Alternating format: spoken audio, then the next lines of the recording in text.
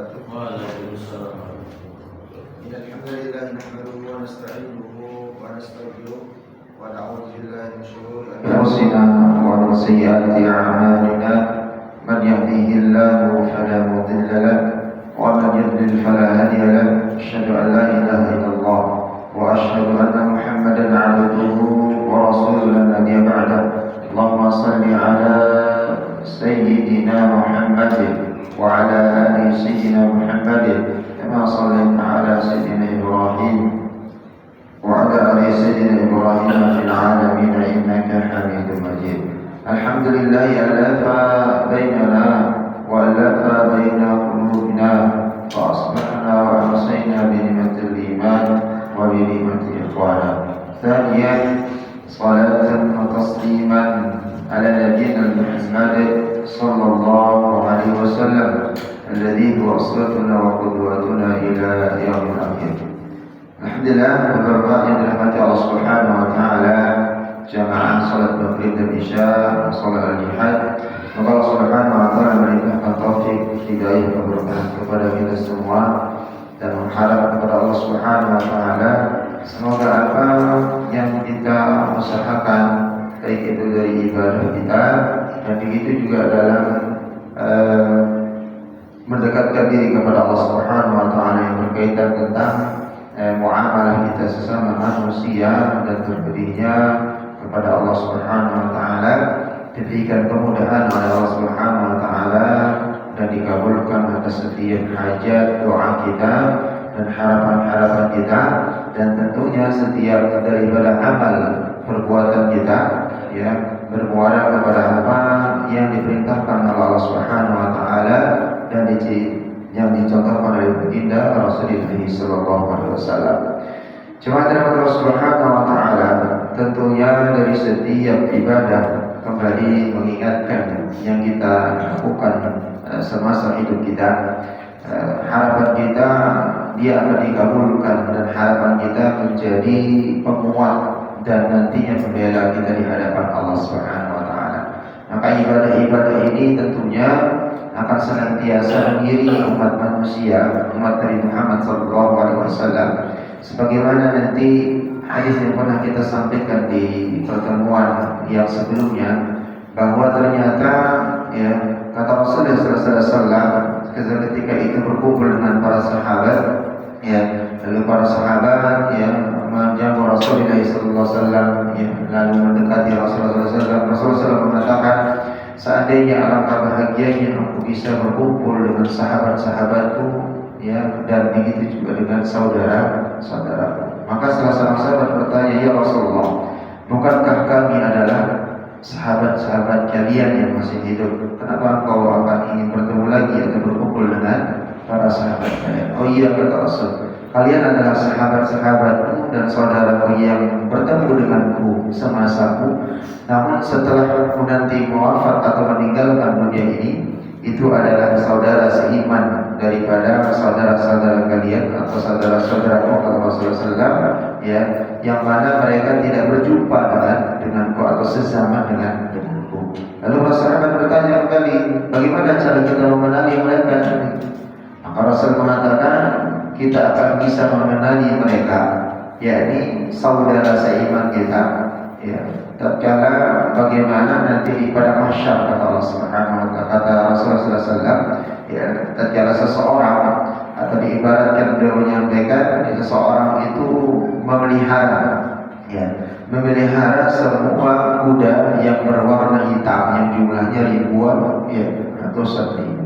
Ada salah seorang atau ada salah seekor atau dari salah bagian daripada kuda itu ya, berwarna putih dan mengeluarkan cahaya dari warnanya tersebut. Nah seperti itulah mereka nanti ya bisa dikenali di pada mahsyar atau ketika di pengadilan Allah Subhanahu wa taala. Maka saudara-saudari kalian beriman itu akan mempunyai cahaya warna yang berbeda dengan orang-orang yang tidak beriman. Karena apa? Karena cahaya itu keluar dari badan mereka, dari muka mereka, hasil dari wudu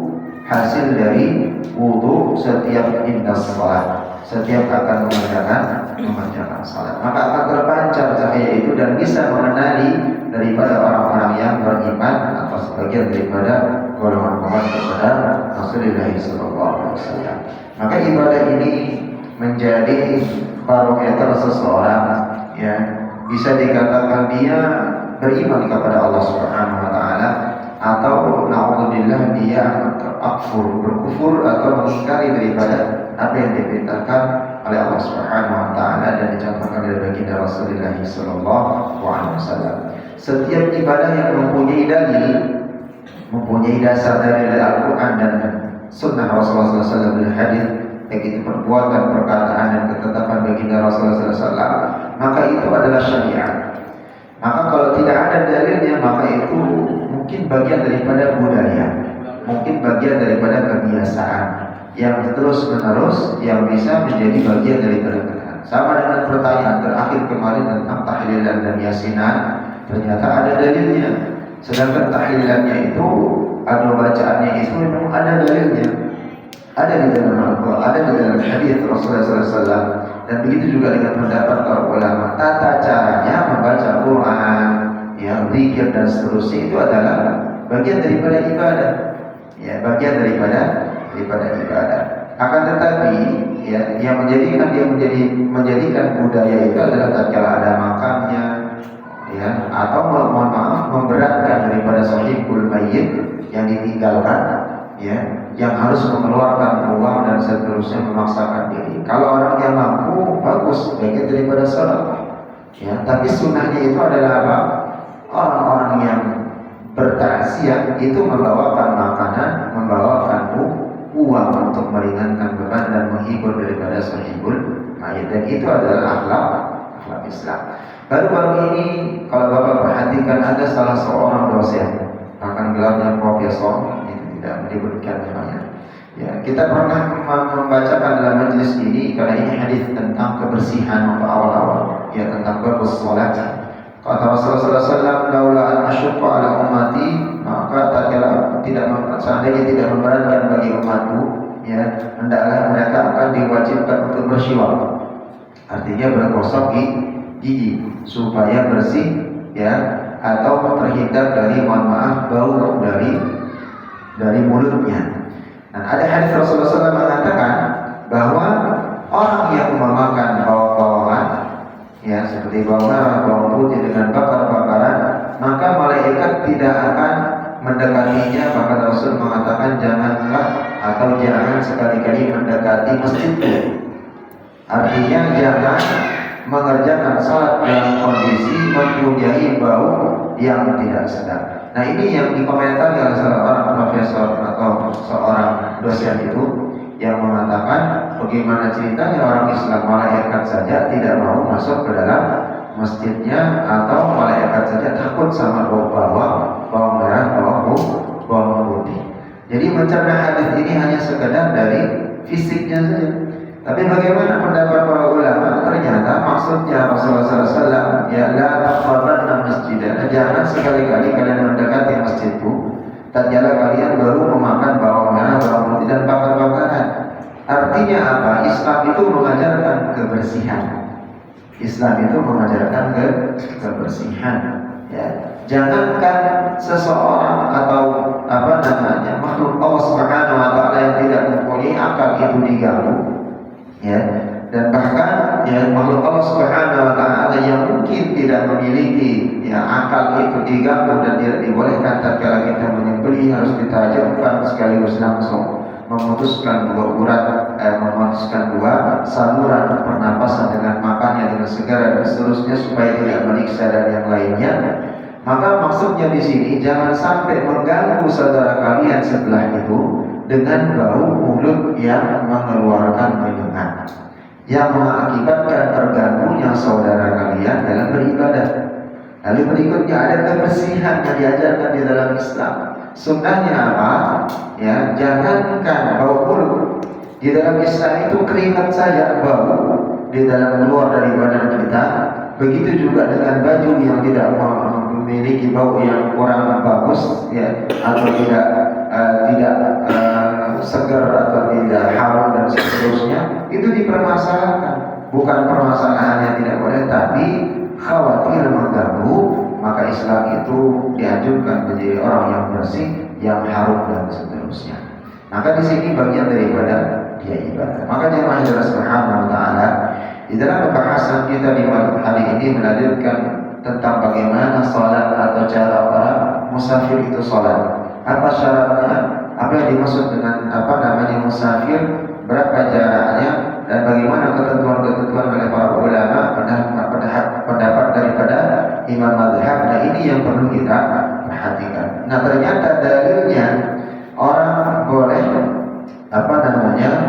menjamak atau mengqasar daripada salatnya, ya, meringkas salatnya itu ada di dalam Al-Qur'an. Yani di dalam surat An-Nisa ayat 101 Allah Subhanahu wa taala berfirman, "A'udzu billahi minasyaitonir rajim. Wa idza darabtum fil ardi falaysa 'alaykum junahun an taqsuru minas salati in khiftum an yaftinakum alladhina kafaru innal kafirina kanu lakum 'aduwwan mubina." Allah Subhanahu wa taala menyampaikan, ya, wa idza darabtum fil ardh, apabila atau jika kalian berpergian mengadakan perjalanan fil ardh, di atas permukaan bumi ini, kata Allah Subhanahu wa taala, falaisa 'alaikum junahun, maka tidak mengapa jika kalian untuk falaisa junahun 'alaikum an taqsuru minas shalah, maka tidak mengapa bagi kalian yang mengadakan perjalanan di atas permukaan bumi ini untuk mengqasar dalam mengerjakan salatnya. Maka Rasul mengatakan, "Khiftum ayyafinakum alladziina kafaru." Maka di sini kata Allah Subhanahu wa taala mengingatkan kepada kita bahwa orang yang mengadakan perjalanan di atas permukaan bumi ini sebagai musafir, lalu dia tidak mengapa, kata Allah Subhanahu wa taala, ya, dia mengqasar daripada salatnya jika kalian takut diserang, ya. Itu ya, kalian takut diserang oleh orang-orang kafir. Maka kata-kata takut di sini, ya, dalam ayat ini bukan satu syarat bolehnya mengqasar, ya, bukan. Akan tetapi hal ini berdasarkan riwayat Abu Ya'la bin Umayyah yang bertanya kepada Umar bin Khattab, ya, aku melihat orang-orang yang masih mengqasar salatnya, kata Abu Ya'la. Bertanya kepada Umar bin Khattab. Maka Allah Subhanahu wa taala berfirman, jika kalian takut diserang orang-orang kafir. Dan di sini kata-kata takut itu maksudnya adalah disirnakan atau ditiadakan lagi, karena tidak ada ketakutan lagi terhadap orang-orang kafir. Maka Rasulullah SAW menyampaikan, "Shadaqatan tasaddaqallahu biha 'alaikum faqabalu shadaqatan." Itu merupakan sedekah dari Allah untuk kalian, terimalah sedekah itu. Yakni tatkala kita diberikan kemudahan untuk mengqasar, meringkas daripada salat yang kita lakukan dalam perjalanan. Maka di sini ada beberapa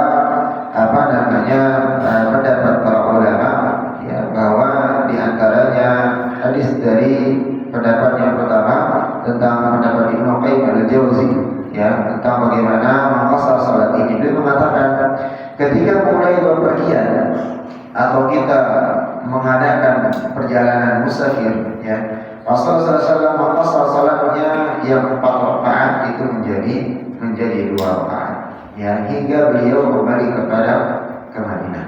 Maka tidak ada riwayat yang menyebutkan bahwa beliau melakukan salatnya atau salat yang 4 rakaat, tetap dikerjakan 4 rakaat. Maka di sini kalau kita melihat, ya, pendapat beberapa imam mazhab, ya, tentang bagaimana keringanan bagi seorang musafir yang dikatakan oleh Rasulullah SAW itu adalah sedekah, ya, dari Allah Subhanahu wa taala, dan ambillah sedekah itu.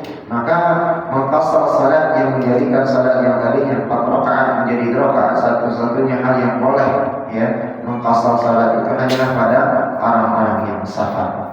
Ini bagian-bagian atau keringanan sedekah yang diberikan oleh Allah Subhanahu wa taala bagi orang-orang yang digolongkan sebagai musafir. Pertama, dia boleh mengqasar, meringkas daripada salatnya yang 4 rakaat menjadi 2 rakaat. Lalu yang kedua, dia boleh menjamak, menggabungkan salat, ya, antara salat isya dengan maghrib, isya, asar dengan zuhur atau zuhur dengan asar. Lalu kelebihan berikutnya sedekah yang diberikan Allah Subhanahu wa taala, keringanannya adalah tidak berpuasa di siang hari di bulan Ramadan, spesialis bagi orang-orang yang musafir, sebagaimana surat Al-Baqarah yang ayat yang sering dibacakan tentang kewajiban berpuasa, lalu boleh tidak berpuasa bagi orang yang musafir dan dalam kondisi sakit. Fa'iddatun min ayyamin ukhra, tapi dia wajib menggantinya pada hari yang lain tatkala dia dalam kondisi tidak dalam keadaan musafir atau safar, perjalanan, atau sudah sehat dari sakitnya.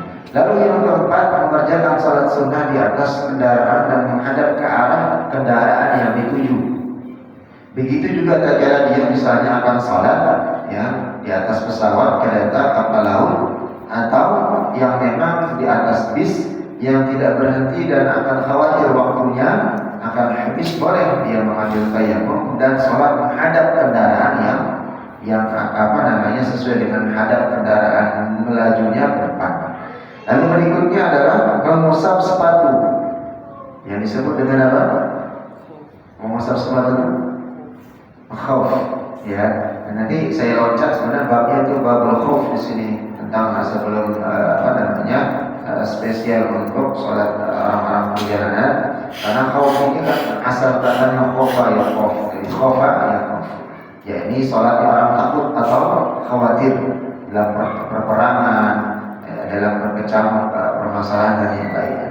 Lalu yang berikutnya, ya, sebagaimana Allah Subhanahu wa taala ya menyampaikan tadi dalam surat An-Nisa ayat 101, ternyata ya ada spesial juga bagi orang-orang yang musafir itu sendiri. Tidak mesti dia berwudu dengan air. Sebagaimana dalil yang pernah kita sampaikan di dalam majelis ini tentang tayamum.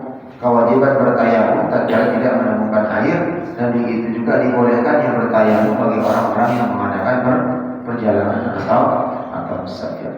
Lalu berikutnya yang ketujuh, meninggalkan salat sunnah rawatib ketika safar.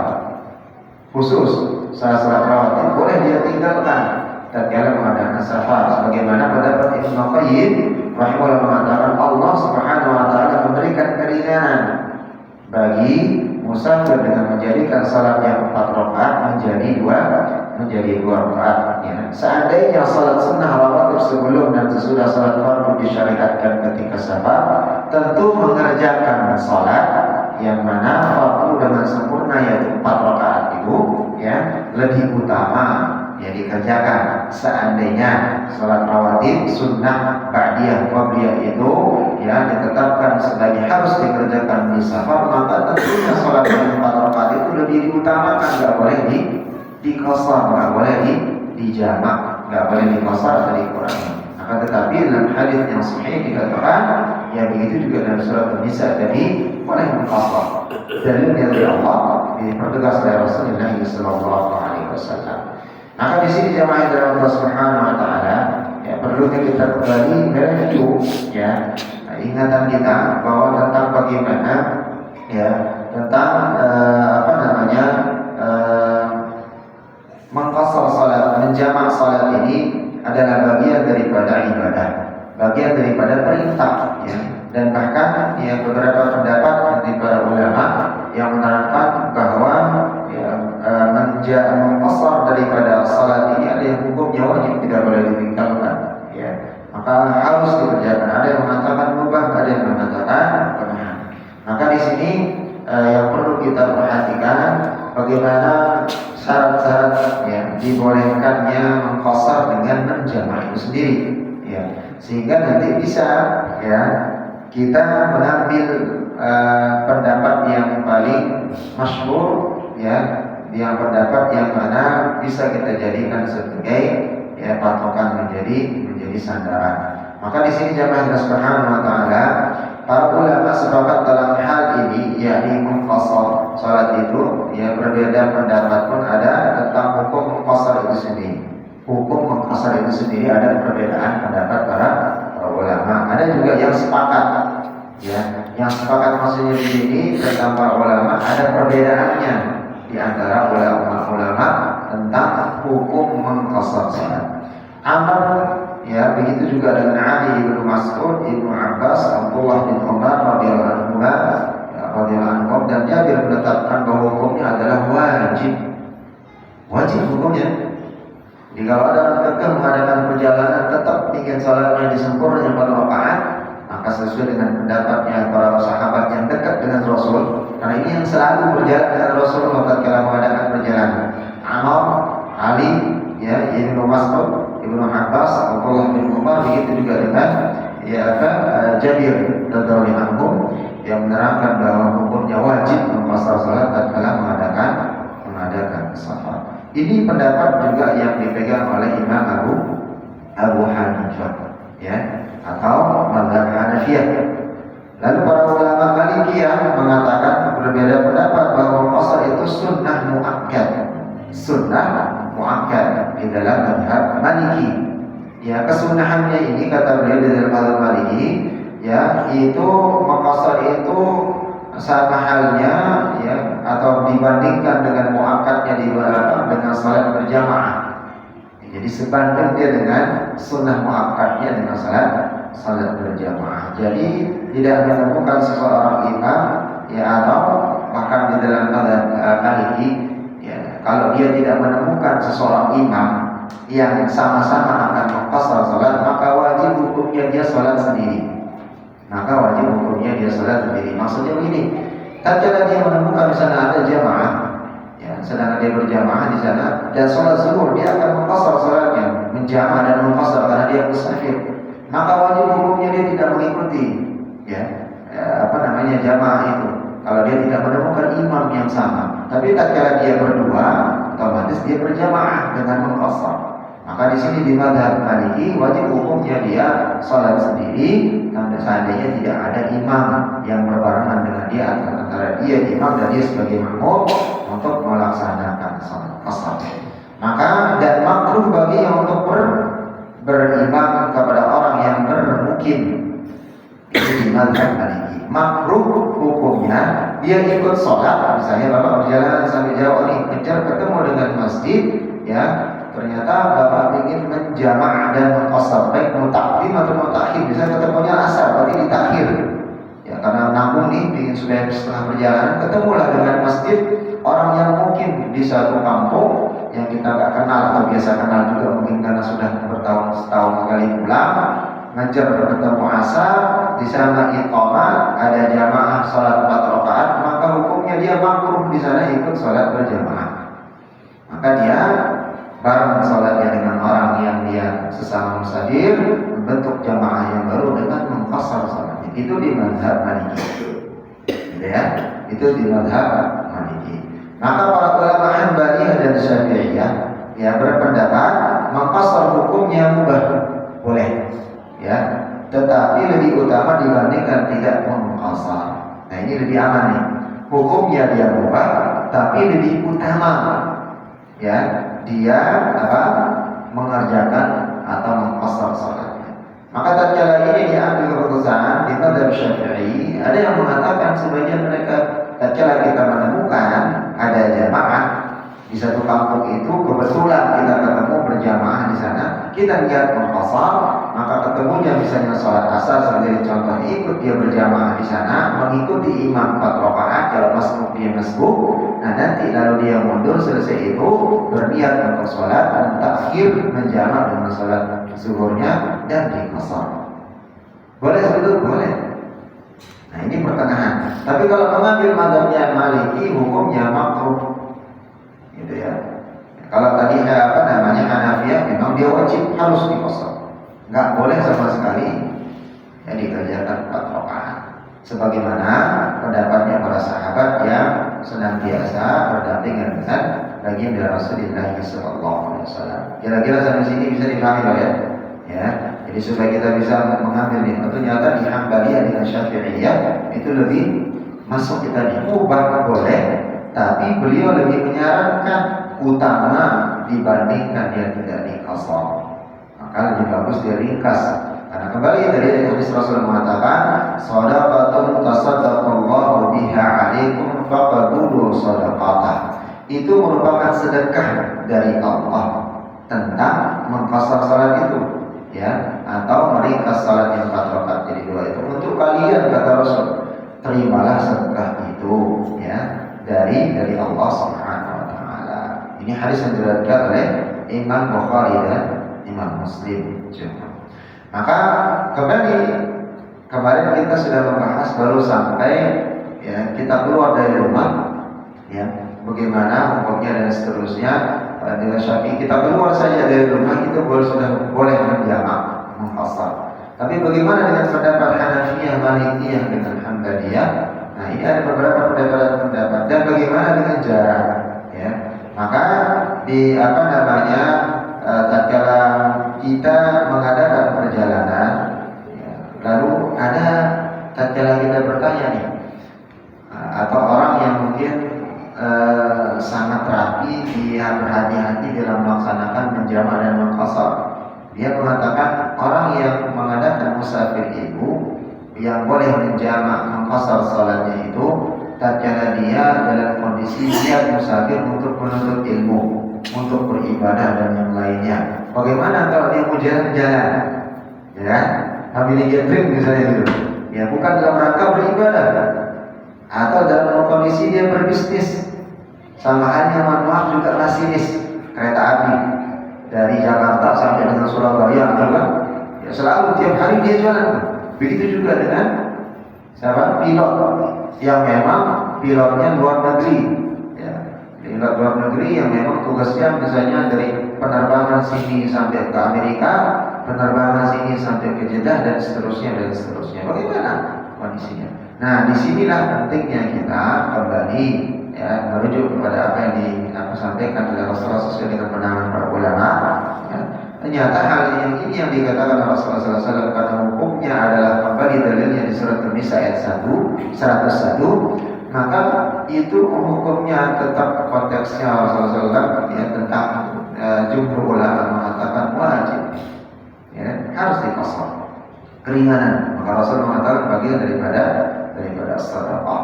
Walaupun dia tiap hari, ya, bukan musafir, ya, mengadakan perjalanan, maka dia tetap dibolehkan, ya, untuk mengqasar. Nah, tentang bagaimana kita berniat akan mukim sebentar KTP Bekasi. Dulu kita kampung, kita misalnya Jawa, ya, ternyata udah pindah KTP Bekasi, ya. Nah, sekarang pulang kampung, apakah kita termasuk musafir atau tetap sebagai ahli sana? Sedangkan kita sudah berpindah mukim. Nah, di sini ada perbedaan pendapat. Yang umum di mazhab Syafi'i, tatkala dia rentang waktu 3 hari, ada yang mengatakan sehari semalam, ya, maka pembatasan musafirnya itu sudah hilang. Maka seorang musafir itu nanti kalau ketemu bapak di kampung, ya, jangan sekonyong-konyong langsung karena musafir. Ada yang mungkin yang lebih berhak menjadi imam, langsung karena bapak misalnya yakin udah ngaji tahsin, bacaannya bagus, baru semalam di kampung langsung maju jadi imam. Ya, jadi itu ada pembahasan khusus, ya, jadi ada pembahasan khusus yang lebih berhak menjadi imam itu yang mukim, ya, bukan yang musafir. Nah, ini nanti pembahasan khusus, ya, ada. Maka di sini jemaah Subhanahu wa taala, ya, kita membahas sebelumnya ini tentang bagaimana jarak dulu, ya, secara langsung yang dapat dipahami dari ayat surat An-Nisa, ya, ayat 1 sampai 101 ini. Ya, setiap berpergian jauh atau dekat, ini secara umum. Setiap orang yang berpergian jauh atau dekat, karena umum, ya, karena umum dalilnya mengatakan jika kalian berpergian di atas permukaan bumi ini, idza darabtum, kata Allah Subhanahu wa taala, ya, idza darabtum fil ardi, ya, apabila kalian mengadakan perjalanan di atas permukaan bumi ini, hendaklah, dia atau tidak mengapa dia untuk mengqasar salatnya jika takut dengan serangan orang-orang kafir. Maka di sini secara umum mau jauh mau dekat, jadi diperbolehkan mengqasar salat secara umum pemahamannya.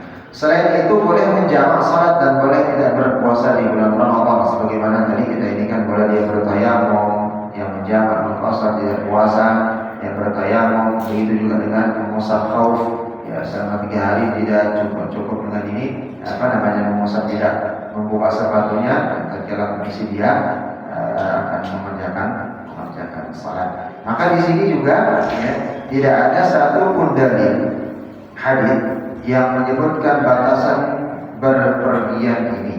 Ya, Ibnu Munzir dan ulama lainnya menyebutkan 20 pendapat tentang masalah ini. Jadi ada 20 pendapat, ya, pendapat tentang bagaimana ada atau tidak ada dalilnya mengenai ya batasan waktu, batasan berpergian, ya, atau batasan dia berpergi jauh atau dekat.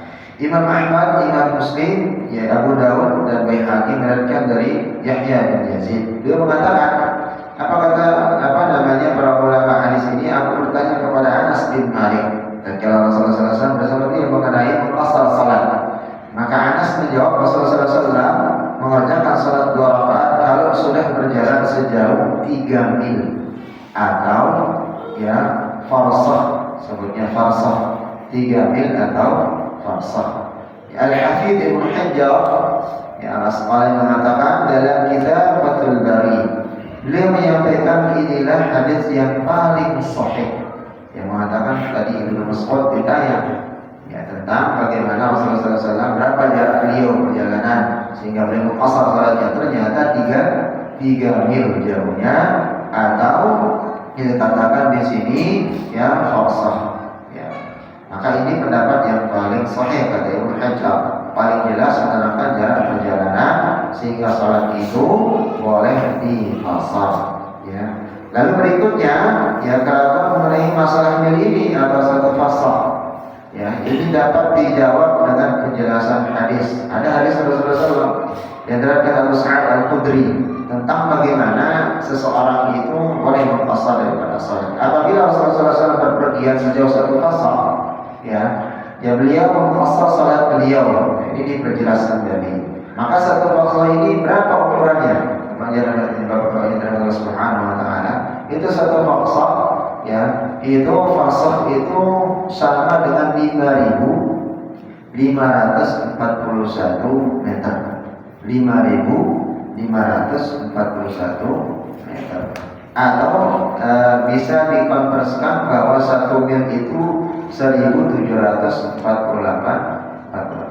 Ibnu Abi Susaybah yang mengatakan atau meriwayatkan dengan sanad yang sahih dari Ibnu Umar radhiyallahu anhu ya tentang jarak ini, mana yang terdekat tentang boleh mengqasar salat itu jaraknya 1 mil, ya paling minimal itu 1 mil. Nah sehingga tatkala dia dihitung ya 1 farsakh ini, begitu juga dengan 3 mil itu sebagaimana hadis ya yang ditanyakan kepada Ibnu Umar, begitu juga dengan dalil di mazhab Syafi'i, Hambali dengan Maliki berpegangan dalam sebuah dalil wa kana Ibnu Umar wa Ibnu Abbas radhiyallahu anhu yaqsurani wa yuftirani fi arba'ati burdin wa hayy 16 farsakhan. Dari Ibnu Umar ya, dari Ibnu Abbas radhiyallahu anhu, Allah Subhanahu wa taala meridhai mereka mengqasar salat dan tidak berpuasa ketika bersafar menempuh jarak 4 burud dengan istilah-istilahnya, yakni 16 farsakh. 16 farsakh. Jadi lebih jauh lagi. Ya, kalau tadi 3 mil dikatakan 1 farsakh, ini dikatakan adalah 16 farsakh.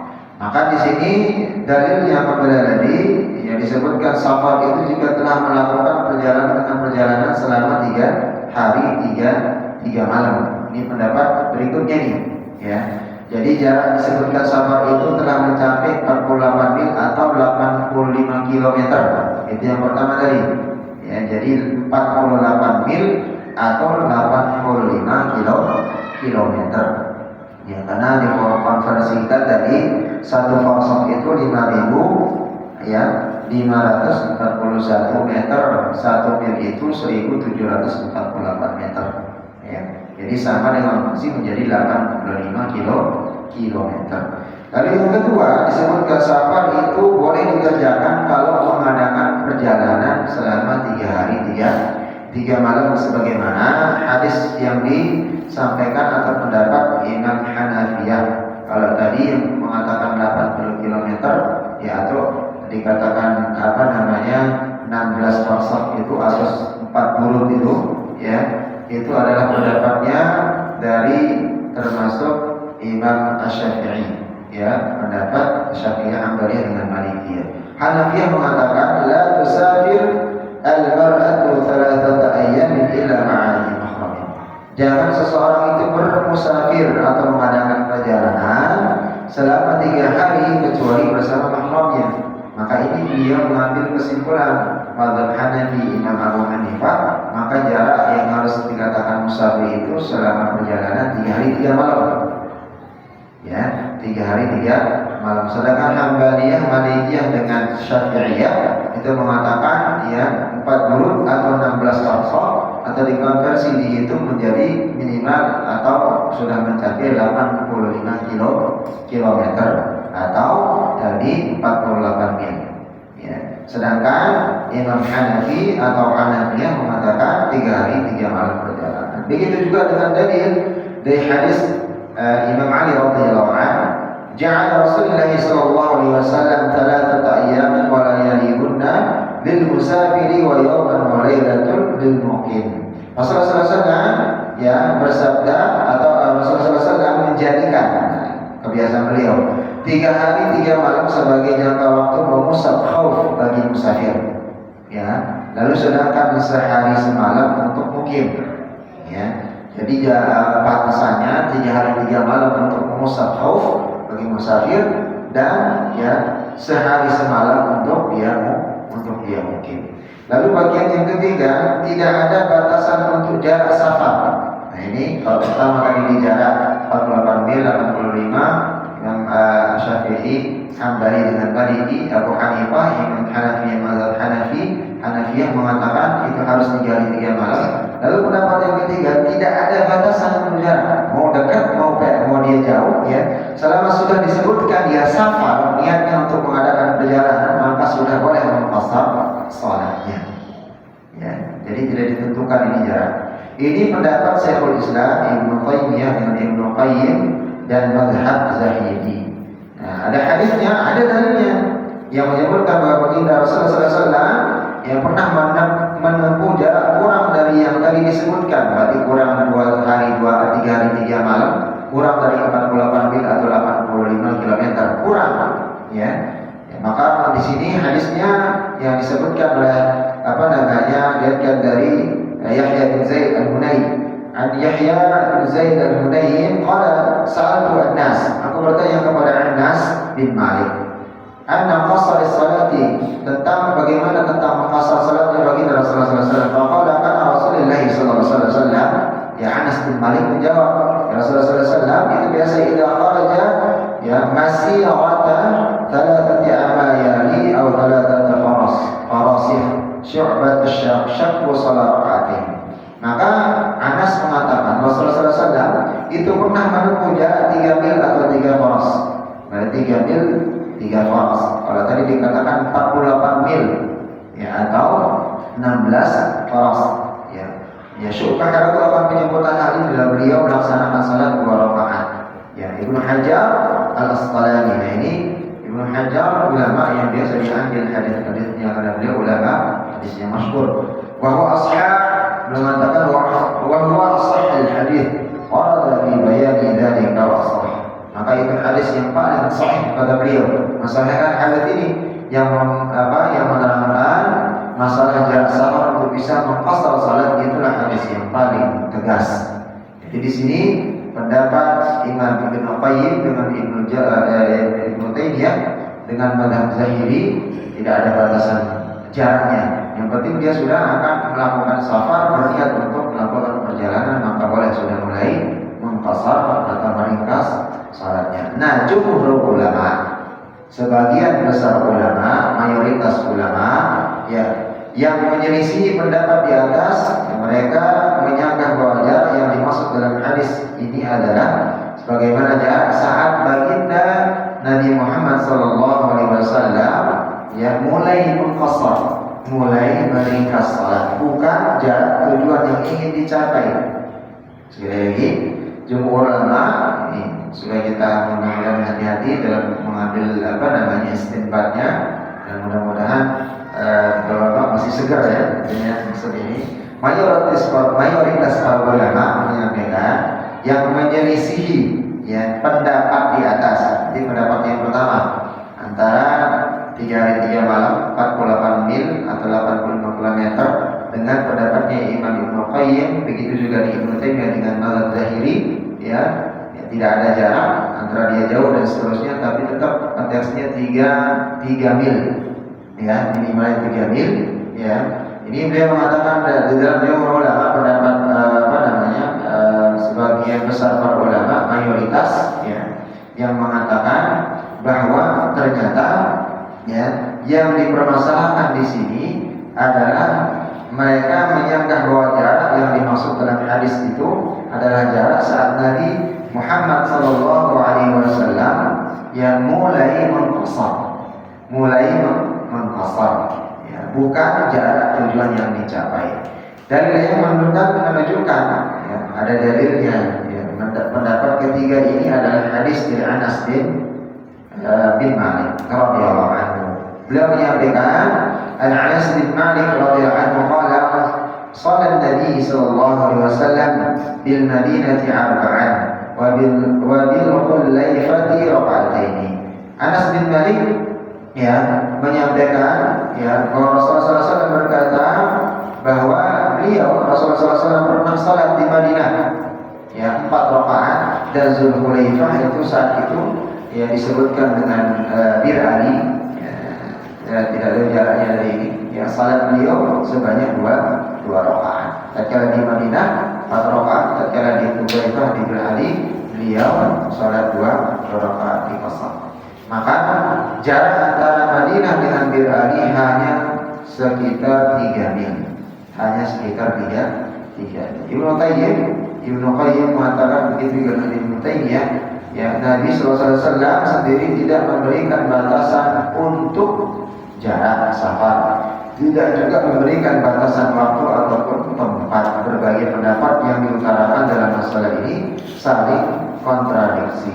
Maka di sini mengambil kontradiksinya dalil yang menyebutkan adanya batasan jarak itu tidak dalilnya ya. Akan tetapi bagaimana tatkala dia memasang daripada niat yang untuk bersafar mengadakan perjalanan, maka di saat itulah dia untuk bisa atau dibolehkan untuk mengqasar salatnya. Tapi tatkala kita kehati-hatian kembali lagi, tatkala ini akan diterapkan, maka khawatirnya kembali lagi kalau pendapat kita saya pribadi, tatkala tidak ada jarak, tatkala kita akan pergi ke Jakarta, khawatir kita akan meremehkan waktu salat di awal waktu atau berjamaah ya. Maka yang lebih nyaman itu memang tatkala kita melihat kondisi ya perjalanan paling tengah di mazhab ya Maliki Imam Ahmad bin Hanbal dengan Madinah Syafi'i. Tatkala sudah berjalan 85 kilometer perjalanan, itu sudah bisa menghabiskan waktu ya, itu 2 waktu salat ya, bisa akan habis dari sini bisa sampai ke Bogor ya, sudah masuk ke 85 kilo ya, dari Bogornya Ciawi ke sana atau ke Dermaga IPB sana sudah mau masuk ke Jasinga. Nah ini bisa menghabiskan 2 waktu salat. Tatkala kita misalnya tidak menentukan jarak ya, khawatirnya nanti kita akan menjamak dan mengqasar terus salat, nggak bakalan ketemu dengan pendapat yang lain. Jadinya ya mau menjamak ya ketemu dengan mazhab yang mengatakan Syafi'i tidak boleh, dia harus berjamaah sendiri-sendiri terus salatnya ya, salatnya di 2 rakaat ya, terus dan seterusnya. Maka kita akan keluar dari bagaimana keutamaan berjamaah dari salat. Begitu juga khawatirnya nanti kondisi seperti orang yang kerja, begitu juga dengan yang hanya sekedar dia mengadakan perjalanan bukan untuk mukim dan seterusnya ya. Berbeda halnya tadi tatkala dia memang yang dia pilot masinis ya, terus pengendara bis jarak jauh dan seterusnya, maka di sini diberikan keringanan memang harus mengqasar salatnya, dia menjamak dan mengqasar salatnya. Tapi kalau kita jaraknya dekat Jakarta, Depok, ya, Cikarang, Karawang dan seterusnya. Dan kalau kamu mengikuti tempat ini boleh berjamaah dengan niatan yang tetap dia akan safar, khawatirnya tadi dia akan melalaikan daripada ya dia mengerjakan salat Allah dan pesawat. Sampai sini ada bertanya, Pak? Ya. Definisi safar sendiri apa? Kan proses kita perjalanan kita atau udah sampai tempat itu termasuk safar juga. Definisi safar sendiri. Ya, nah itu yang belum kita bahas ya. Jadi ini kita langsung loncat kepada jarak dengan bagaimana cara daripada safar. Nah, sedangkan pengertian safar dan seterusnya ini ada di dalam fikih Kuwaitiyah, begitu juga di kitab Bulughul Maram karya Imam Hajar Asqalani tentang mengkhususkan bab ini, bab salat al-musafir wal marid. Bagaimana bab ini menerangkan salatnya orang musafir dan orang yang sakit. Ya, maka di sini yang perlu kita kembali perhatikan secara bahasa safar itu makna wasaha wa tasyaf, jelas dan tersingkap. Itu secara bahasa di dalam bahasa. Maka konteksnya bahwa tentang tampak yang dimaksud di sini adalah tadi dia tampak, konteksnya dia mengadakan benar-benar perjalanan musafir dengan jarak yang memang sudah ditentukan untuk membolehkan dia untuk di qasar. Ya, sesuai dengan pendapat daripada empat mazhab tadi. Maka kita karena umum di sini di mazhab Syafi'i sudah umum, kita biasanya sudah menentukan 85 km dengan 48 mil, maka itu menjadi patokan kita. Tapi kalau misalnya tidak sampai 85, kita sudah tertinggal sholat, ya, 2 sholat waktu tertinggal, maka tidak mengapa itu bagian. Maka kita boleh nggak mengqasarnya dengan menjawabnya? Boleh mengqasarnya. Karena kenapa? Ada pendapat yang lain juga yang mengatakan tidak menentukan jarak, tapi sampai waktu akan terhabis. Nah, sama dengan salat Isya. Kita kan pernah membahas hadis tentang salat Isya itu sendiri, khusus untuk salat Isya. Tapi bagi orang-orang yang spesial tadi, kata Rasulullah SAW, Rasulullah mengatakan hadis yang sahih, salat Isya itu yang paling afdal dikerjakan. Nah, ini ada pertanyaan di jamaah biasanya. Gimana kalau salat Isya ada pengajian, apakah kita dulukan salat atau kita lanjutkan pengajian atau akhirkan salat? Dalam hadis yang sahih khusus untuk salat Isya, Rasulullah mengatakan salat yang paling afdal di salat Isya itu ditakhirkan di sepertiga malam menjelang akan subuh, sepertiga malam, berarti jam 2, jam 3 itu salat Isya. Tapi khawatir nanti menjadikan kebiasaan dan kelolosan, maka bagi dia kata Rasulullah SAW, barang siapa yang salat di awal waktu, maka itu yang dicintai. Khusus hanya dalilnya di salat Isya saja. Maka tadi ada pertanyaan, kita mentakhirkan salat Isya bagaimana dalam pengajian? Dalam pengajian selesaikan atau salat dulu dipotong? Maka dari dalil ini boleh kita mentakhirkan. Selesai itu nanti sebagaimana yang bisa kita lakukan, yang ada iqamat langsung. Ya. Kembali lagi ya di pembahasan kita tadi ya tentang bagaimana ya, tentang pengertian safar ini. Ya, maka safar ini dikatakan di dalam al-mawsu'ah al-fiqhiyah secara bahasa dan secara makna qat'ul masafatil ba'idah. Ya, memangkas jarak yang jauh. Itu secara lugah. Secara istilah al-khuruju ala qasdil qat'i masafatil qasri asy-syar'iyyati fama fawqaha. Nah ini Pak. Ya, jadi pemahamannya kalau secara dia bahasa memangkas jarak. Sedangkan secara syar'i atau secara istilahan keluar dengan tujuan menempuh jarak minimal secara standar syar'i yang sudah boleh mengqasar salat. Jadi kharaja ala qasdi qat'i masafatil qasri asy-syar'iyyati fama fawqaha. Keluar dengan tujuan ya, dengan tujuan menempuh jarak minimal menempuh jarak secara standar syar'i yang sudah boleh mengqasar salat. Berarti tetap ada standar syar'i yang menentukan dia membolehkan mengqasar salatnya. Ya, kalau memang pendapatnya Imam Hanbali, Maliki, Syafi'i 48 mil 80 km. Tapi kalau memegang pendapatnya Imam Abu Hanifah mazhab Hanafiyah 3 hari 3 malam perjalanan baru dia boleh mengqasar. Tapi tatkala itu berarti bapak nanti tatkala akan pulang kampung tidak harus menjamak mengqasar karena belum 3 hari 3 malam, sehari semalam doang kan? Di Hanafiyah. Berarti tatkala di kampung nggak boleh ya mengqasar atau di perjalanan nggak boleh mengqasar. Kejar terus ketemu masjid jamaah, ketemu masjid jamaah, ikuti jamaah dan seterusnya. Tapi tatkala mengambil pendapatnya Imam Ibnu Qayyim begitu Ibnu Taimiyah dengan mazhab Al-Zahiri tidak ada batasan mau dia dia jarak atau bahasanya. Dan begitu juga dengan pendapat ini. Tatkala ya minimal sudah standar syar'i yang sudah boleh mengqasar salat, maka dia sudah boleh mengqasar daripada salatnya. Dalam Majmu' al-Fuqaha ya para ulama mengatakan al-khuruju an imarati mawdinil iqamati qasidan makanan bai'ahu dan masafat musyrikiha keluar berpergian meninggalkan batas bangunan. Nah ini yang lebih jelas.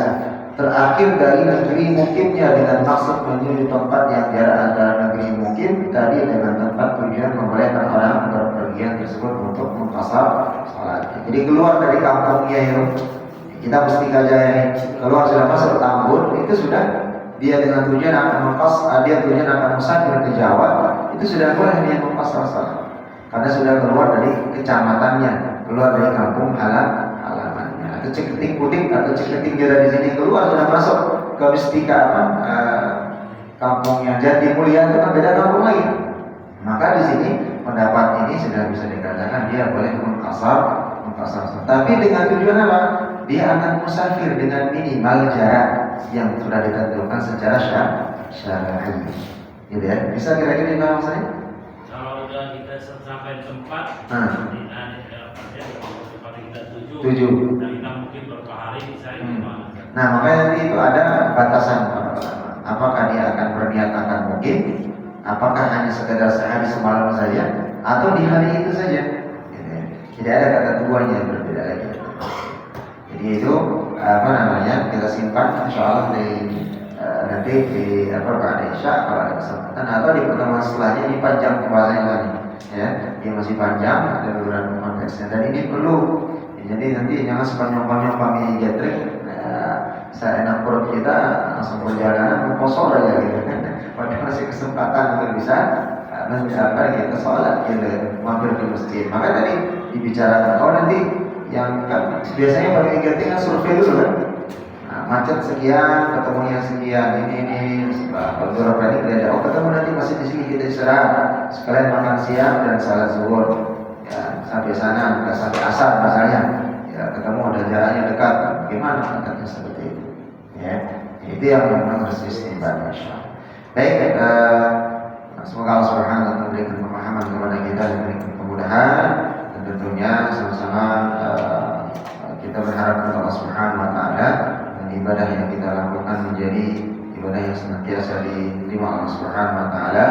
Pertama kebenaran dari Allah Subhanahu wa taala bersama kita sendiri. Kita cukupkan dengan sama-sama baca Al-Qur'an majlis. Subhanallahi wa bihamdihi, asyhadu an la ilaha illa anta, astaghfiruka wa atubu ilaik. Assalamualaikum warahmatullahi wabarakatuh. Waalaikumsalam warahmatullahi wabarakatuh.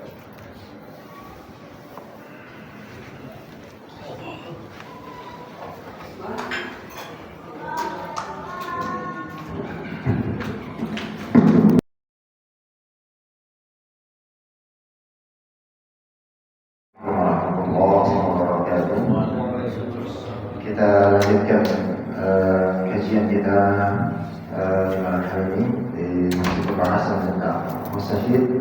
Insyaallah dengan kesabaran dan nanti pelan-pelan kembali kita di pertemuan berikutnya lebih mempertajamnya kembali ya, tentang lebih terakhir tentang pengertian baik itu secara bahasa begitu juga dengan istilahan ya, tentang musafir ini sendiri. Tadinya kita mengambil kesimpulan bahwa ya, mengadakan perjalanan ada jarak minimalnya standar syar'i ya, secara syar'i yang sudah boleh mengqasar salatnya. Maka begini juga terdapat dari ulama yang lain keluar berpergian meninggalkan batas bangunan ya, kampung atau negerinya yang dia mukim ini dengan maksud menuju tempat yang jarak antara negeri mukim tadi dengan tempat tujuannya, ya, sehingga membolehkan orang tersebut atau orang yang berpergian atau musafir itu untuk mengqasar salatnya.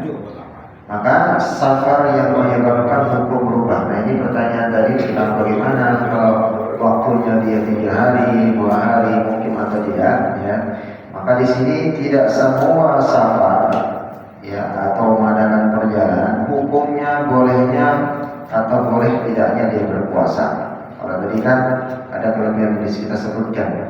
Ternyata tidak semua safar berlaku hukum bolehnya seseorang itu untuk tidak berpuasa. Tidak semua safar. Ya, tidak semua safar. Bolehnya menjadikan salat 4 rakaat menjadi 2 rakaat atau mengqasar salatnya dan memusab khauf. Ya, yang ini berlaku demikian hanya safar tertentu yang para fuqaha. Ya, ini yang ditentukan siapa saja yang boleh tidak berpuasa atau mengqasar salat 4 rakaat menjadi 2 rakaat sesuai dengan ketentuan para fuqaha, para ahli fikih, menjadikan batasan itu sebagai patokan jarak minimal safar. Ada patokan jarak minimal safar. Walaupun untuk jarak minimal safar ini para ulama berbeda pendapat. Nah, di sini yang tadi sudah kita bahas, ya, tentang ulama Malikiyah, Syafi'iyah dan Hanbaliyah itu mengatakan, ya, bahwa safar jauh, safar ta'wil disebut safar ta'wil, ya, atau safar tahawil adalah minimal jarak 40 baik menempuh jalan darat maupun laut. Begitu juga dengan dalil yang berpendapat itu sesuai dengan Ibnu Abbas, mengqasar salat dan tidak berpuasa pada jarak minimal 40. Ya, pendapat ulama terdahulu di antaranya juga sama tadi kita jelaskan, menyatakan mengqasar salat itu boleh untuk perjalanan kurang dari sehari, ya, kurang dari sehari. Ini yang Imam Jauzi berkata, ya, Anas, ya, Rasulullah SAW itu pernah, ya, mengqasar atau salatnya dalam perjalanan kurang dari sehari. Nah, adapun yang penjelasan tadi tentang jarak dan seterusnya, ya, ada dalil-dalil masing-masing, ya. Maka di sini penjelasannya tentang 40 yang disebutkan dalam hadis Rasulullah SAW itu atau 416 farsakh itu kalau kita hitung dalam hitungan 1 mil, ya, ini 3.500 dhira'. 48 mil 168.000 dhira'. Maka 1 dhira' itu 50 cm. 1 dhira' 50 cm. Kalau disebutkan 48 mil, maka tadilah ketemunya 48 mil itu sama dengan 8.400 cm. Kalau tangga yang dulu kita pelajari waktu SD, ya, dari ukuran berapa sentimeter, meter terus sampai berapa milimeter, dia naik dibagi dikurangi. Kalau sentimeter ke kilometer itu sudah dikurangi berapa? 1000. Ya, 1000. Ya, jadi ketemunya adalah 84 kilometer minimal perjalanan. Ya, jadi di sana inilah yang disebut atau dikuatkan Imam Ibnu Abdul Bar, ya, dan ulama lainnya seperti ulama Hadrul Maut yang dituliskan dalam Bukhari. Jadi ada jarak minimal atau jarak tempuh yang secara syar'i, secara umum, ya, 84 kilometer, ya, atau disebutkan 48 ya. Adapun syarat, ya, dipertegas lagi tentang syarat-syarat safar. Di dalam kitab Al-Mawsu'ah Al-Fiqhiyah disebutkan mengenai syarat safar. Ini kitab Mawsu'ah Al-Fiqhiyah ini pernah saya mengirimnya ke Lombok, ya. Harganya juga cukup ini. Jadi berapa jilid? Saya pernah lihat ya, kitab fikih Mawsu'ah Al-Fiqhiyah, Mawsu'ah Al-Fiqhiyah Al-Kuwaitiyah, pernah lihat? Mawsu'ah Fiqhiyah Al-Kuwaitiyah, berarti ulama Kuwait yang nulis, ya. Berapa jilid? Kalau tidak salah 45 jilid, ya, dari ujung sini sampai sana, ya. Jadi tebal-tebalnya. Jadi ini yang biasa sebagai sandaran untuk bisa, ya, mengupas semua hukum-hukum di dalam muamalah dari fikih dan seterusnya hukum fikih ya.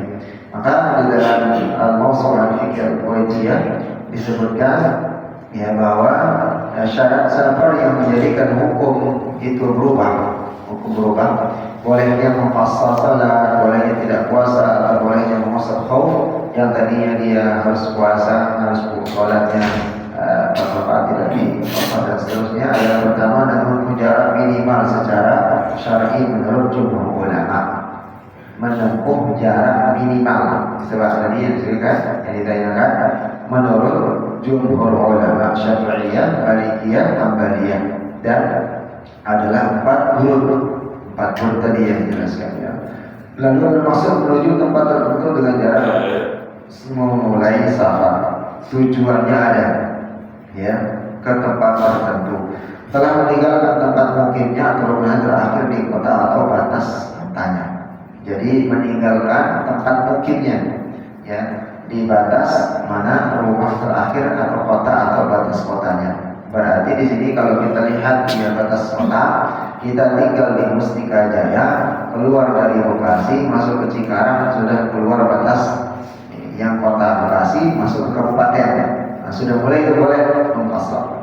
Ya, tatkala dia tujuannya misalnya akan safar pulang kampung atau mungkin pergi misalnya tadi akan family gathering dan yang lain. Misalnya kita ke Guci dari mana?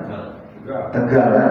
Nah, itu sudah akan keluar masuk ke bukan kota lagi, kabupaten lewat, provinsi boleh lewat. Maka ini secara patokan syar'i atau syarat syar'i maka sudah dibolehkan untuk mengqasar. An Anas bin Malik radhiyallahu anhu qala sallallahu alaihi wasallam ya Nabi sallallahu alaihi wasallam bil Madinati arba'an wa bil Hulaifah arba'an. Tadi yang kita sebutkan dari Hulaifah ya beliau di Madinah salat 4 rakaat, tatkala di Hulaifah atau di Bir Ali yang jaraknya tidak kurang dari 3 mil ya, itu Rasulullah SAW sudah beda. Di Madinah 4 rakaat, di Bir Ali sudah 2 rakaat ya di pasar. Demikian juga pendapat ulama mayoritas mengatakan zakarna anna madhhabana annahu idza faraqa baina al-baladi muqassara. Menurut madhab Syafi'i ya, ini menurut madhab Syafi'i wa zakarna madhhabana berarti penulis kitab di kitab fiqh sunnah begitu juga dengan Bulughul Maram itu bermadhab Syafi'i. Ya, zakarna anna madhhabana adapun menurut madhab kami madhab Syafi'iyah ya idza faraqa bunyanil baladi qasara ya, seseorang musafir baru boleh mengqasar salatnya setelah ia berpisah dari bangunan terakhir di negerinya. Dan kita di Indonesia kan ada batas-batas. Selamat datang di kabupaten ini, selamat datang di kota ini. Nah itu sudah bangunan terakhir mana sudah masuk ke sana, masuk ke setelahnya dari keluar dari bangunan kota kita, maka di sananya dia boleh mengqasar salatnya. Ya, wala yaqsuru qabla mufaraqatiha. Maka tidak boleh mengqasar salat sebelum dia berpisah dari negerinya. Ya. Lalu wa in faraqa manzilahu wa bahada qala Malik. Adapun ya, dia berpisah dari itu tadi pertama tidak boleh dia mengqasar salatnya kalau belum ya keluar dari negeri atau bangunan terakhir dari kotanya. Ya. Lalu adapun di mazhab Maliki ya, dia baru saja keluar dari rumahnya nih. Ya, keluar dari rumahnya, berpisah negerinya walaupun dia baru saja keluar dari rumahnya. Ini juga menjadi pendapat Imam Malik, Abu Hanifah, Imam Ahmad dan yang lainnya. Maka di sini ia tidak boleh mengqasar salatnya sebelum dia berpisah dari negerinya walaupun dia baru saja keluar dari bangunan rumahnya. Jadi batasnya itu tatkala boleh mengqasar keluar dari batas kota satu dengan yang lainnya atau dari tempat mukimnya dia atau kampungnya dia memasuki ke kampung yang lain. Lalu berikutnya yang keempat ya, bukan safar maksiat. Nah tadi kalau ditanyakan oleh Pak Adib tujuan tersari dan segala macam, ternyata tatkala dia bersafarnya tujuan yang bermaksiat baik itu kepada Allah Dan begitu juga safarnya maksiat untuk keluarga dan yang lainnya, bukan asian al-basiriyah, yaitu sejak awal sahabat berniat untuk bermaksiat, maka ini tidak boleh dia mengqasar, tidak termasuk dalam konteks dia bersafar, boleh meninggalkan puasa dan yang lainnya. Lalu perbedaan mufassirin dalam makna mungkin. Nah ini tentang tadi kembali tentang pertanyaan ya dari Muhammad ya, yang singgah di suatu negeri ya selama 4 hari sempurna atau lebih, selama 4 hari atau sempurna atau lebih, di luar hari masuk dan keluarnya, di luar hari masuk, misalnya di hari ini masuk dan keluarnya nanti misalnya di hari ke-5 atau ke-4, dihitungnya 4 hari full ya. Hari ini dimasuk berarti dihitung besok. Hari pertama, besok hari apa? Ahad, Senin, Selasa, 3 hari. Maka hari Rabunya tidak dihitung. Ya, sempurna benar-benar 4. Ya, maka di sini dia dikatakan sebagai musafir. Ya, jadi benar-benar dia keluar dari negerinya itu selama 3 hari penuh, 3 hari, 4 hari sempurna. Lalu berikutnya yang singgah di suatu negeri, ya, selama kurang dari 4 hari dengan niatan iqamah atau menetap. Kalau tadi niatan tidak menetap, ya, sekarang dia menetap.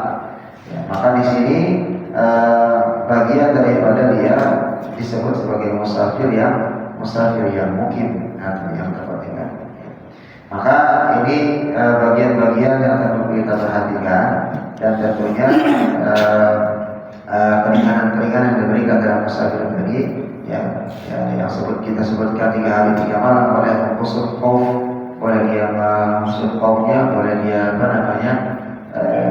hanya dengan berburu mengusut kaum ya, ini begitu mengqasar salat menjamaknya, berkewajiban dia juga salat Jumat, salat sunnahnya di kendaraan, bolehnya tidak berpuasa Ramadan. Ya, gugur kewajiban salat Jumat kalau dalam perjalanan, maka tetap tapi diganti dengan salat zuhur. Bukan artinya gugur Jumatan pas nggak Jumatan, salat zuhurnya enggak salat, tetap salat zuhurnya diganti Jumatnya dengan zuhur. Walau asal. Baik, ada tadi tanya Allah. Saya mau nanya ini Pak, kalau di masa itu ada nggak sistem kodok?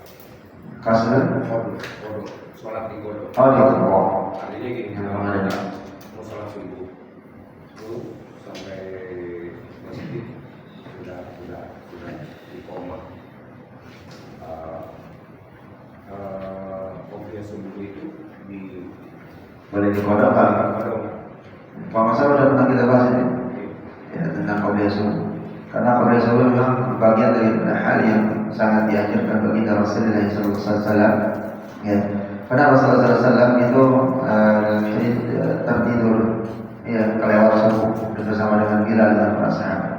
Ya, waktu itu Bilal disuruh ngejagain, ya Bilal kamu jaga, bagian jaga. Nanti bangunkan waktu salat subuh. Tapi Bilal mengatakan insya Allah bangun.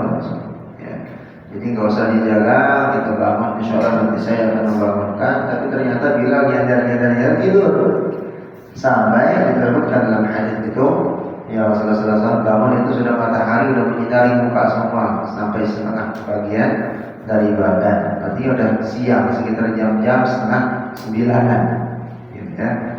Langsung Rasulullah mengatakan kepada Bilal.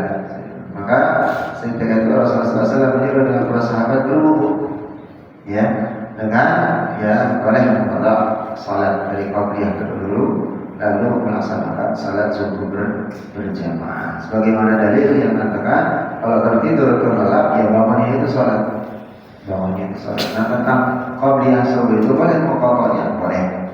Nah, sama dengan halnya misalnya kita sudah tertinggal salat, bisa ketiduran, ya nggak kebagian salat jamaah di masjid, bangun sudah jam 7. Ya, untuk menghemat waktu misalnya kita ingin lebih awal gini dapat kelebihannya, qabliyah dulu Pak, boleh baru sholat subuhnya, gitu ya, baru sholat subuhnya. Dan ingat mengganti atau mengqadha sholat itu disebabkan karena dia meninggalkan, atau kemarin kita bahas itu ya, tatkala dia misalnya meninggal meninggal karena sholat, bukan karena tertidur, bukan karena terlupa, ya itu pembahasannya tentang qada. Tapi tak kira dia sengaja meninggalkan sholat lalu diganti sholatnya. Nah ini para ulama mengatakan, termasuk Imam Ibnu Taimiyah, itu tidak bisa dia mengganti sholat yang dia sengaja tinggalkan dengan dia ganti dengan sholat atau dengan yang lainnya. Itu tidak bisa terganti. Maka para ulama menyarankan apa? Perbanyak sholat sunnah, perbanyak sedekah, perbanyak zikir kepada Allah, ya, perbanyak amal jariyah. Mungkin dengan itu bisa meringankan daripada hisab nanti tentang sholat yang sengaja ditinggalkan itu. Jadi gak ada istilahnya bisa diqadha diganti oleh saudaranya. Ya. Maka kan larangan sholat itu sangat berat. Dan maka dalam hadis sahih dikatakan Rasulullah SAW itu tidak menyolati jenazah seseorang yang tidak pernah sholat kan? Ya, bahkan dalam hadis itu dilarang. Rasul tidak mengerjakan sholat, nggak mau menyolati jenazahnya, berarti sama dengan kita. Bagaimana? Modalnya? Ya. Jadi sampai seperti itu. Ya, sama dengan salah seorang sahabat yang mau dimanggal oleh Rasulullah SAW karena durhaka kepada ibunya. Yang tadinya soleh, taat, ya, ibunya dia rawat, tapi setelah dia menikah, dia melebihi mencintai ibunya, sehingga makanan istrinya didahului istrinya. Ya, ini makanan istri saya Bu, nanti setelah ini ibu kasih sisanya. Dan kalau beli pakaian, ibunya senang pakaian itu, ternyata dia bilang ini pakaian istri saya, nanti ibu saya belikan yang lain atau ibu yang ini. Ternyata yang disenang ibunya pakaian yang dibeli istri karena bahannya lebih bagus gitu ya. Sampai ibunya sakit hati. Siapa nama sahabat itu? Dia taat, tadinya soleh. Siapa maksudnya ya? Hah? Lupa.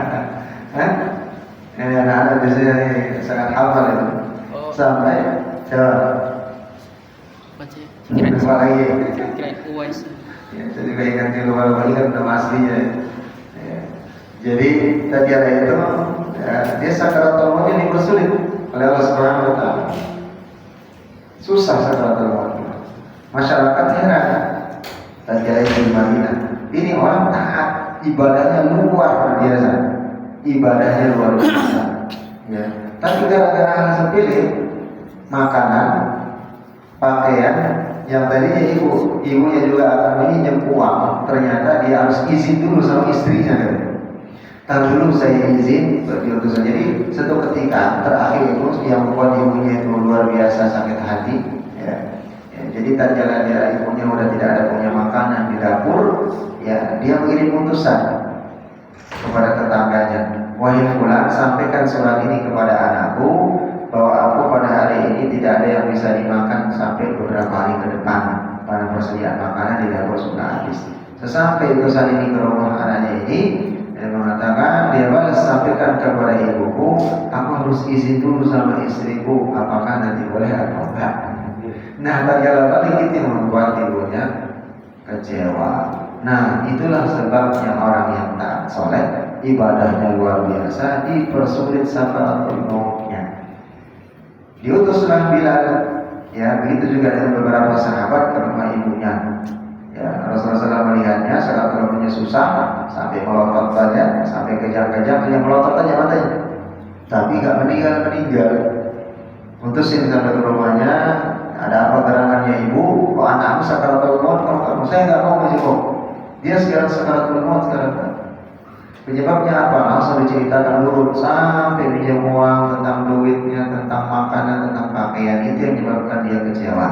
Padahal aku yang melahirkan, yang membesarkannya dan seterusnya. Nah, kembali sahabat melapor itu. Para Rasulullah SAW ini nggak bisa. Ini kalau belum dimaafkan sama ibunya akan terus begini sakaratul maut antara mati sama enggak. Terus balik lagi sahabat, ya menego lagi, enggak mau dimaafin. Ya udah, kalau begitu diutus sahabat yang lain cari kayu bakar. Sampai didengarlah sama ibunya untuk apa kayu bakar itu? Untuk membakar anakmu. Mungkin dengan dibakar di dunia hidup-hidup mengurangi nanti azabnya karena dia durhaka kepada ibu. Langsung nangis ibu. ya dimaafin, dibilang seketika dia meninggal, menutup matanya dan meninggal. Jadi luar biasa. Ya, jadi konteksnya ibadah kita, ya hubungannya dengan kita sholat, ya ibadah dan seterusnya. Jangan menauzubillah sampai pernah mengecewakan yang namanya ibu. Ya, jadi sealim, sefikih, al-fikih dan seterusnya kita seseorang itu, ya tatkala sudah menyakiti ya kedua orang tua terutama ibunya, maka sakaratul mautnya pun itu dipersulit sebagaimana kisah sahih sahabat tadi insyaallah. Baik, tentang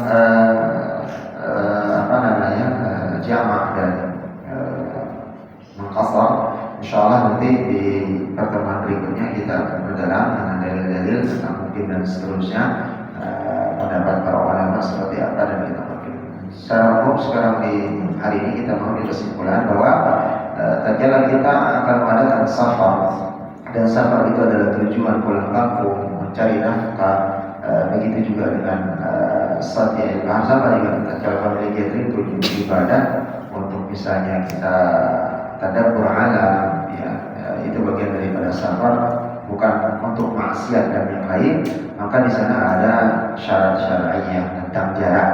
Ya, jumhur mengatakan tadi di mazhab Syafi'i itu ya konteks bahwa di jarak 84 atau 85 km, ya sehingga perjalanan itu bisa untuk diqasar dan seterusnya.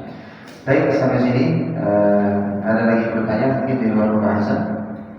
Tadi yang perkara itu Ustaz yang mungkin tapi tidak menetap itu sampai baru 4 hari. Iya, 4 hari betul. Jadi 4 hari sama, jangan sepanjang-panjang Bapak nanti hadir langsung jadi imam. Kalau sudah selesai jalan musafirnya 5 hari berarti sudah mungkin sudah menjadi sadar bukan musafir lagi dia sudah diam ya. Hari itu ketemu dengan sholat Jumat gimana? Nah, kalau ketemu dengan sholat Jumat tentang kodesnya, maka di sini kan dia tidak perjalanan. Tatkala dia misalnya mengatakan akan mungkin bukan untuk safar, dia tinggal. Ya saya misalnya safar perjalanan, terus 4 hari akan tinggal di rumah orang tua, maka sudah mungkin di sana. Ya, sudah mungkin. Maka salat Jumat boleh dia melakukan salat Jumat, lebih bagus salat Jumat. Ya, lebih bagus di salat Jumat. Tapi tatkala dia misalnya tidak diwajibkan di salat Jumat karena masih dalam kondisi safar, karena dia bukan mungkin atau orang yang tinggal di sana hanya safar saja sejenak. Dia ini konteksnya tadi sebagaimana kita 4 hari ketemu Jumat, boleh tidak salat Jumat? Boleh. Tapi menggantikan dengan zuhurnya. Tapi pertanyaan kembali oleh hati kecil kita, mau ngapain mengganti Jumatan dengan sholat zuhur? Kesempatan di sana pada Jumat itu saya berayam gitu ya. Jadi maka sholat Jumat itu lebih baik, dan itu lebih luas atau lebih kita bisa utamanya lebih bagus insyaallah. Baik, insyaallah tidak ada pertanyaan, teman. Tilawah kita sampai surat apa ya? Sudah Al-Buluk, Al-Buluk yang terakhir. Ayat berapa surat Al-Buluk? Atau kalau nggak salah ada putus terakhir, ada PR apa aja? Apa ini kali kemarin PR-nya habis sama Rica yang tahu itu kayak lupa. Baik, surat Al-Mulk ya, kita perhatikan sedikit dari ayat 1 sampai dengan ayat 10 ya. Kemarin sama kita ini review ada beberapa sering kekeliruan di tengah masyarakat saja ya, di dalam pembacaannya. Ya, saya targetkan sedikit mereview saja, mengingat saja. A'udzu billahi minasy syaithanir rajim. Bismillahirrahmanirrahim. Tabarakalladzi biyadihil mulku wa huwa 'ala kulli syai'in qadir. Alladzi khalaqal mauta wal hayata liyabluwakum ayyukum ahsanu 'amala wa huwal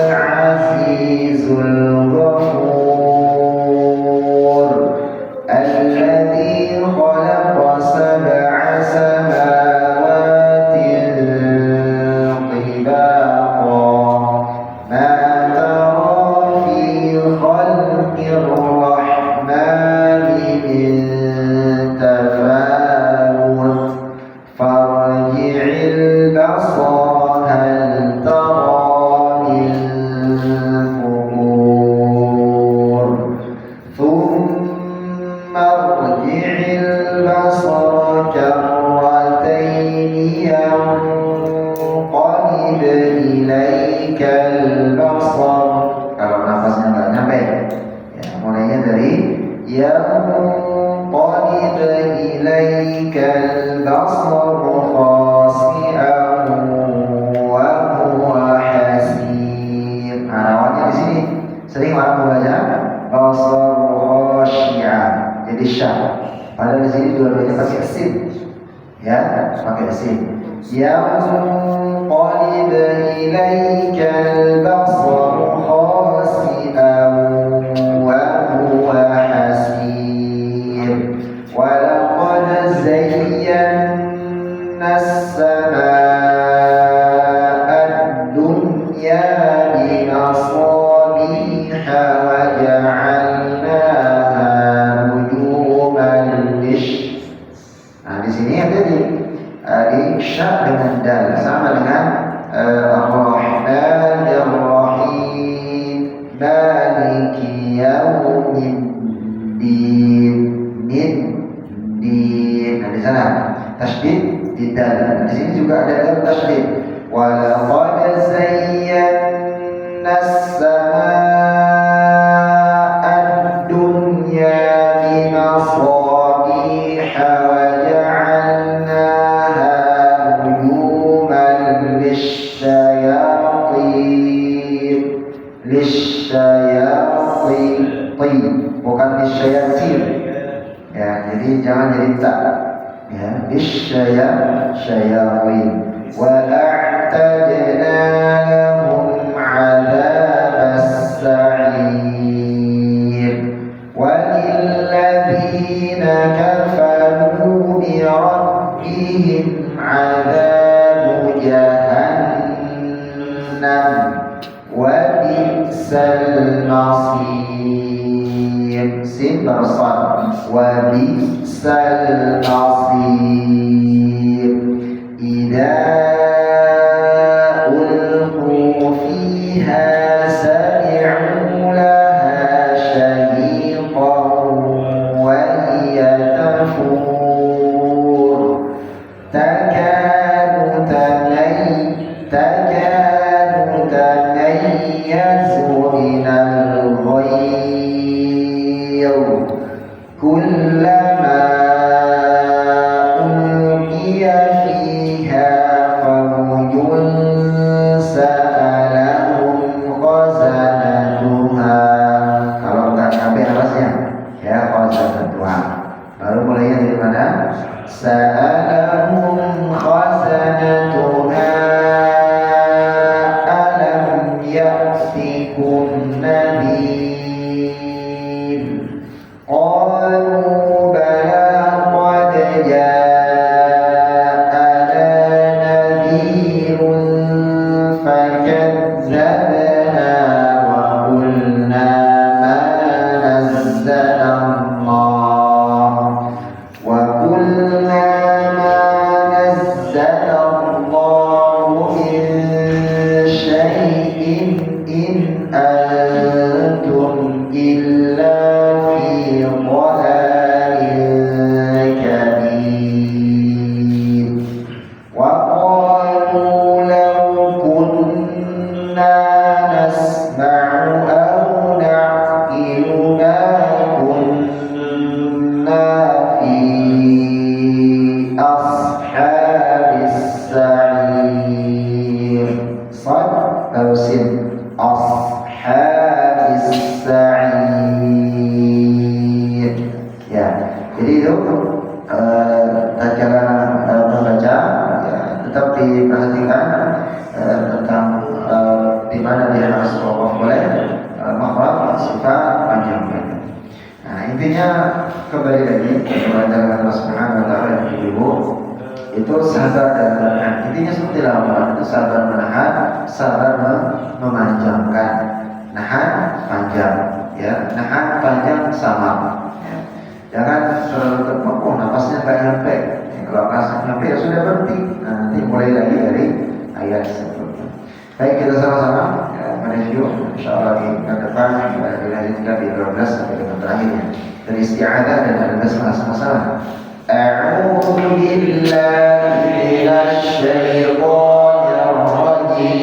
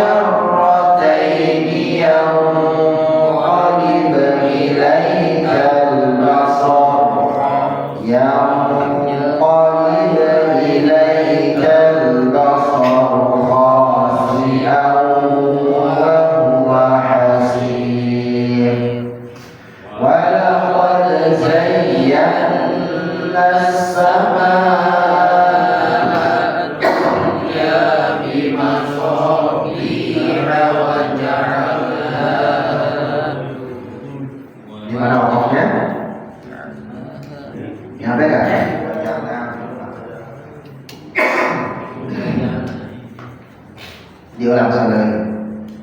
Dari walaqad. 1, 2, 3. Walaqad zayyana as-samaa'a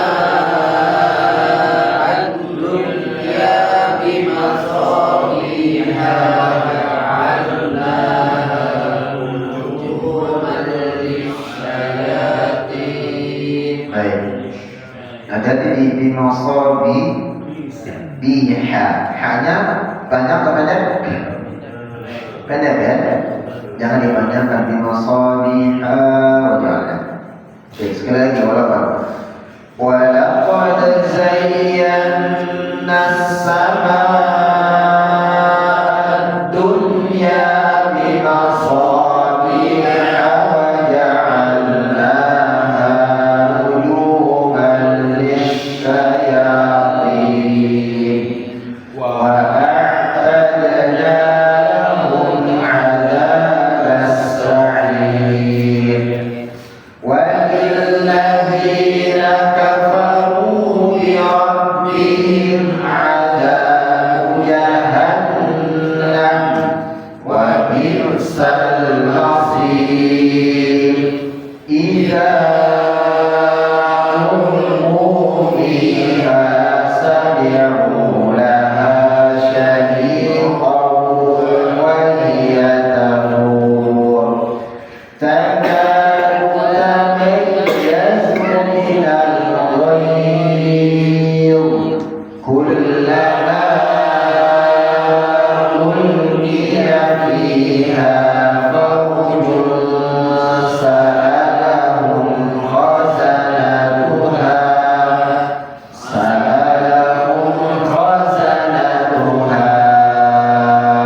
alam ya'tikum nadhir qalu bala qad ja'ana nadhirun fakadzabna wa qulna ma nazzala Allah wa qulna ma nazzala Allah min syai'in in antum illa fi dhalalin kabir wa qalu law kunna nasma'u aw na'qilu ma kunna fi ashabis sa'ir. Jadi di sabar menahan ya. Wa qalu law kunna nasma'u aw na'qilu ma kunna fi ashabis sa'ir. Sekali lagi. Wa qalu 1, 2, 3. Wa qalu law kunna nasma'u aw na'qilu ma kunna fi ashabis sa'ir. Ya, sama ada kalau santai ada begini baca Yasin juga enak. Yasin wal Qur'anil Hakim innaka laminal mursalin ala siratin mustaqim tanzilal azizir rahim. Seterusnya, jadi dia bisa stabil, bisa dinikmati terkadang kita memberikan hak di gunnah dan iman, tinggal menyesuaikan saja insyaallah. Baik, Allah Subhanahu wa taala, nanti direview kembali bacaan kita di surat Al-Mulk ayat 12 insyaallah sampai dengan ayat terakhirnya di pekan depan dibaca nanti. Baik, insyaallah di pengajian anak-anak masih tetap jalan ya. Malam Selasa sudah free atau masih ada kegiatan? Masa ujian, Ustaz. Ya? Masa mau UAS. Masa UAS. Untuk semua Pak bosnya pada tugas rata-rata. Begitu malamnya. Hari-harinya. Kemarin kan lupa ya. Karena tugas. Ya. Baik, insyaallah kita cukupkan kajian kita malam hari ini dan titip doa untuk bapak-bapak dan ibu-ibu. Kita mengirimkan suratul Fatihah kepada salah satu dari saudara dari bapak saya di Lombok. Ini lagi sudah masa kritis ya, karena sudah sepuh juga, nah sudah tidak bisa diinfus lewat ini oksigen. Ada titipan atau setiap sesi kajian untuk dikirim suratul Fatihah. Semoga Allah Subhanahu wa taala memberikan yang terbaik, karena mungkin harapan kesembuhan mungkin juga agak sulit ya, karena memang keluarga sudah pasrah. Yang terbaik insyaallah dipermudah Allah Subhanahu wa taala. Al-hadiyah wa salam Fatihah. Bismillahirrahmanirrahim. Alhamdulillahirabbil alamin. الرحمن الرحيم مالك يوم الدين إياك نعبد وإياك نستعين اهدنا الصراط المستقيم صراط الذين أنعمت عليهم غير المغضوب عليهم ولا الضالين آمين. اللهم صل على سيدنا محمد وعلى آل سيدنا محمد كما صليت على سيدنا إبراهيم وعلى آل سيدنا إبراهيم في العالمين إنك حميد مجيد. اللهم اغفر لنا ذنوبنا، اللهم اغفر لنا ذنوبنا وذنوب والدينا وارحمهم كما ربونا صغارا، وارحمهم كما ربونا صغارا يا أرحم الراحمين.